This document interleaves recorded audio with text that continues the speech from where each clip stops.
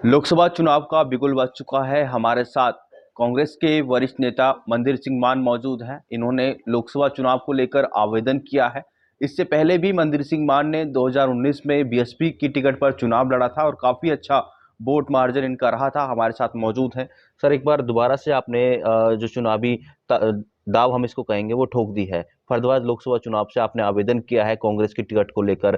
किस तरीके की तैयारी सर देखने को मिलेगी? देखो, तैयारी तो पहले से ही चल रही है, हमारी लगातार ही चल रही है। जो आज फरीदाबाद का हाल है और जो हरियाणा का हाल है, जो बीजेपी ने किया हुआ है, फरीदाबाद को बहुत नीचे स्तर पर ला के रख दिया है। फरीदाबाद के अंदर त्राही त्राही लोगों में मची हुई है। हर वर्ग आज फरीदाबाद का परेशान है। और मैंने भी पिछले 12-13 सालों में हर गली, हर नुक्कड़ और हर संस्था के साथ, 36 बिरादरियों के साथ मिलके इनके दुख दर्द की आवाज़ उठाई है। और आज की जनता बहुत परेशान है और हुड्डा साहब की सरकार को आज ये हरियाणा में चाह रहे हैं और कांग्रेस के नेतृत्व में देश के अंदर भी जो सरकार कांग्रेस की बनेगी, इसी विश्वास पर आज लोगों के अंदर बहुत उत्साह है। और सर, आपने आवेदन किया है, आपके साथ साथ कई ऐसे उम्मीदवार हैं जो कि फरीदाबाद से उन्होंने भी अपनी दावेदारी पेश की है। तो किस तरीके से आप अपनी दावेदारी को मजबूत मानते हैं, क्योंकि आपने 2019 में भी चुनाव लड़ा था, काफी अच्छा जो वोट परसेंटेज वो आपको देखने को मिला था 2019 में। बिल्कुल आप सही कह रहे हैं। 2019 में भी जो चौथे पाँचवें नंबर पे आने वाली पार्टी थी, उसे मैं तीसरे नंबर पे लेके आया था। जहाँ 1.5 लाख वाली पार्टियां 10-10 हज़ार पर सिमट गई थी, वहाँ मैं 40-50 हज़ार लाने वाली पार्टी को करीब 90 हज़ार तक लेके गया। लोगों ने मुझे बहुत प्यार और आशीर्वाद के रूप में मुझे सम्मान दिया। तो मुझे पूरा विश्वास है कि अगर कांग्रेस पार्टी मुझे टिकट देती है, 2019 से ही मैं कांग्रेस के साथ जुड़ा हूँ, तो मुझे पार्टी टिकट देती है तो जनता मुझे बिल्कुल अच्छी खासी मतों से जिता के भेजेगी, मुझे पूरा विश्वास है। आप लगातार लोगों के बीच भी जा रहे हैं। क्या मुद्दे हैं, किन मुद्दों को लेकर आप लोगों के बीच जा रहे हैं? लगातार आप कैंपेनिंग कर रहे हैं क्योंकि लोकसभा चुनाव नज़दीक है। और जिस तरीके से जो केंद्रीय राज्य मंत्री हैं कृष्णपाल गुर्जर, सांसद भी हैं फरीदाबाद से, बीजेपी से, उनकी क्या कमियाँ आपको नज़र आती हैं? देखिए, कमियां ही कमियां हैं। इन्होंने कुछ भी ऐसा काम नहीं किया जिससे फरीदाबाद का कोई भी वर्ग सुखी हो सके या किसी को भी थोड़ी राहत मिल सके। हर वर्ग आज परेशान है। इन्होंने पिछले मैनिफेस्टो में कई इनके वादे थे जो एक भी पूरा नहीं हो पाया। मदर यूनिट लाने की कही थी फरीदाबाद में, मदर यूनिट तो आने की वजह, और जो छोटी छोटी कंपनियां वो भी यहाँ से जा चुकी हैं।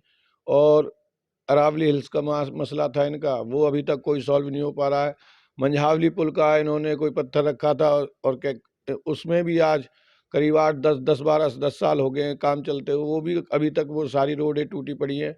पूरे फरीदाबाद की इतनी व्यवस्था खराब है, आप कहीं भी जाके देख लो, किसी भी कोने में कूड़े करकटों के ढेर लगे हुए हैं। गंदगी में नंबर 1 आज हमारा फरीदाबाद है।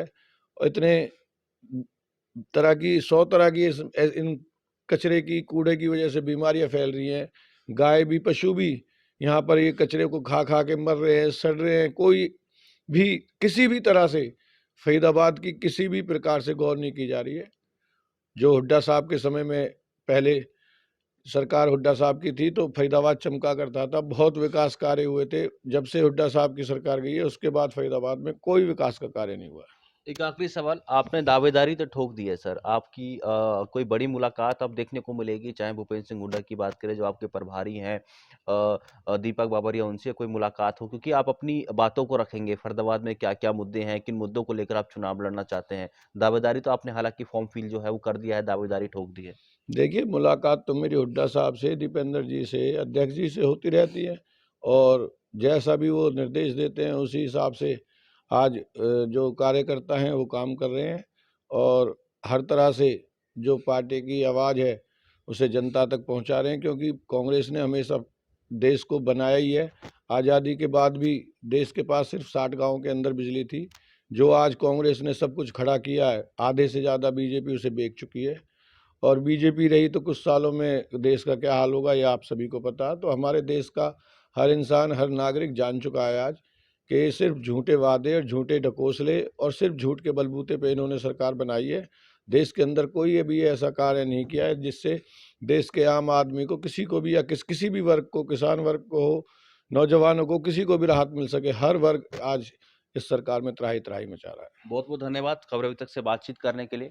तो ये थे कांग्रेस के वरिष्ठ नेता मंदिर सिंह मान, जिन्होंने लोकसभा चुनाव को लेकर फरीदाबाद से अपनी दावेदारी पेश की है और कांग्रेस के जो हाईकमान है उनसे मुलाकात भी की है। क्या कुछ मुद्दे रहेंगे यदि इनको कांग्रेस टिकट देती है, ये आने वाला समय बताएगा।